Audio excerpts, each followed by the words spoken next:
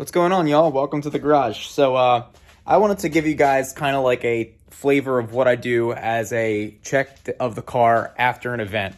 We had Lime Rock, and the car is now up in the air, and we're just inspecting everything. So I wanted to give you guys an idea of like what I run through, and it's just going to be kind of light. I'm not going to go and do anything comprehensive, but I'm going to throw you guys some ideas and yeah.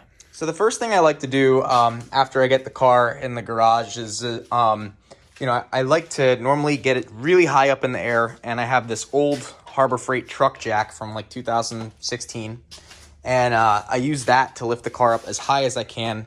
And when I get the car in the air that way, I'm allowed to check for any loose suspension bits. That's usually what I do first.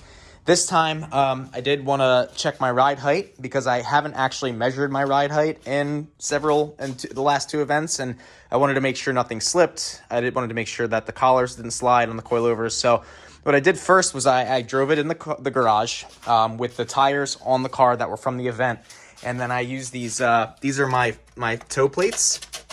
They're just vinyl plates with grease in between them. I made a video on how to set ride height and how to do alignment. It's in my YouTube if you want to watch it, and that should show you what those are for.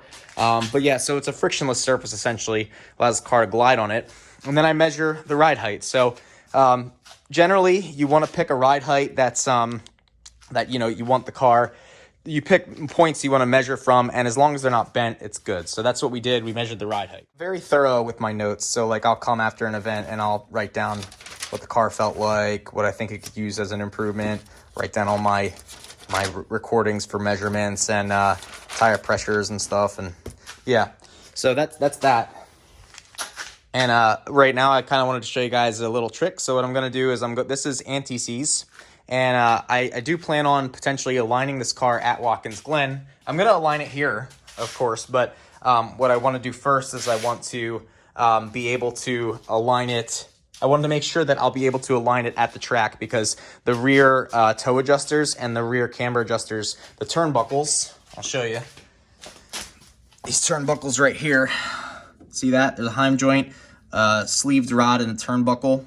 That sleeved rod is your turnbuckle, and they seize up all the time. So I'm going to use some anti-seize this time, and we're going to make sure that they don't seize. And then also there's some toe arms in here from PCI. And, I want to make sure those don't seize either. So that's that. All right, so now we're underneath of the car. And the reason I'm showing you guys this is because what I usually do is after an event, I will sample the oil. And to do that, I have I get the Blackstone kits. So as you can see here, this is Blackstone. I have them mail like 6 at a time to my house if I can. And they're free. They're free. They get delivered free. And the reason it's good to have them is because you can sample the oil from your motor, and if it's contaminated or bad, they'll be able to give you a laboratory analysis of the oil. They give you a little bottle like this, and then what I do is, these VTEC motors are kind of expensive. They're hard to find nowadays. So, to avoid damaging the motor, I do I do analysis with the oil stats. I look at the oil stats, and then, yeah. So they send you these little, bags, and then they send you these cards that you fill out, and the cards basically have, what's your credit card number, your name, your address, and then that you give data about the oil.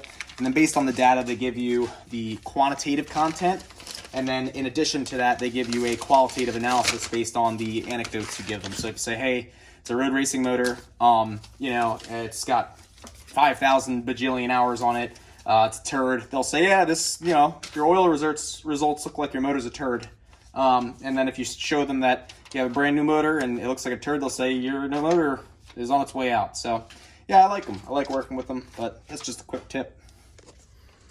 And before we write all the stuff in the Blackstone thing to get ready to send it out, we're going to go in here with some PB Blaster.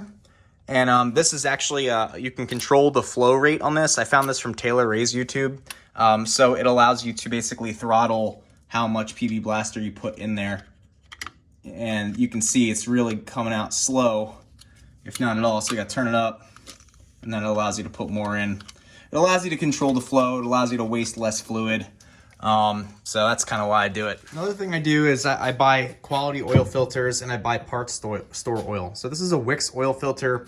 What I do is I don't just buy one because it's expensive to just buy one. Well, they're all expensive, but if you buy a big 12 pack, I'm dying. It brings the overall cost down to like $3 a filter.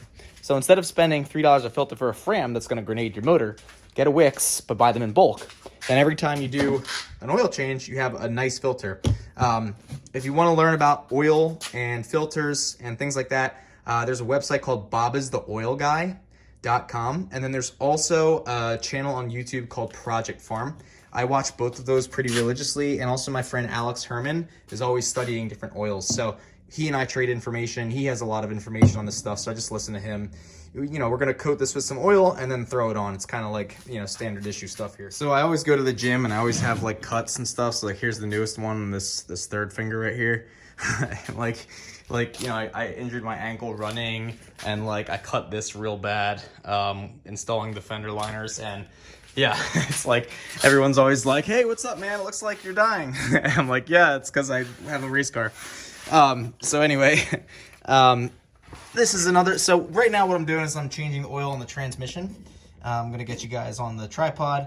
And so, we have there's a drain and a fill. So the fill I use as a vent, and I open that fill before I start draining, and it's dripping out because the factory service manual says to fill it to the fill level of the fill bolt when the car is at ride height.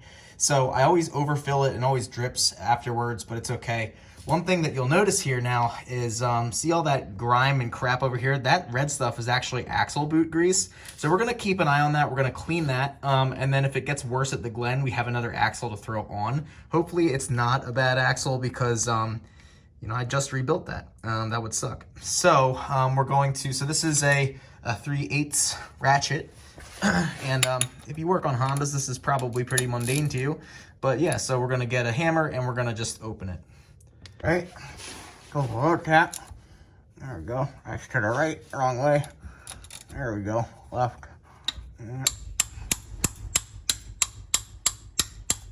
Oh, that's the wrong way.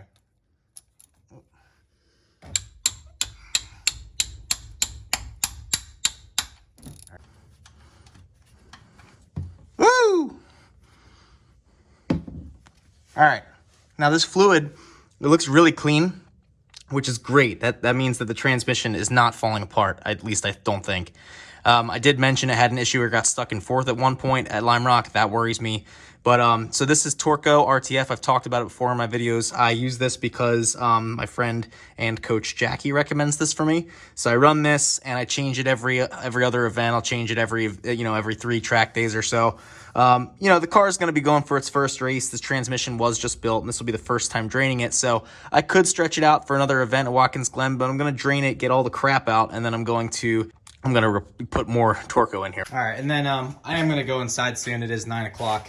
Just going to put the drain bolts back on. But, you know, you'll notice I put here oil and trans fluid. Seems kind of straightforward, right?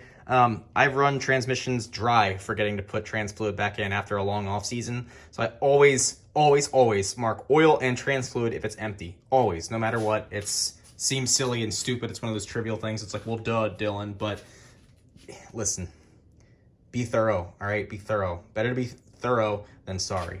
All right, y'all. Cross this off because we got the trans fluid in there. And we created quite a mess, but it's okay. I got it cleaned up.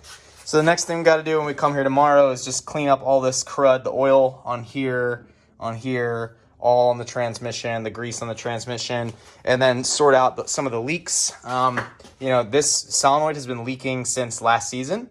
My friend Zephyr got me a new gasket, and I lost it. So I bought another one on Amazon, and we're going to throw that on because it should be fine, and if not, whatever.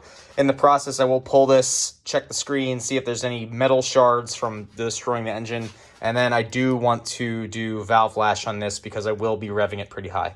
So guys, that's it for tonight again, and thanks for checking in.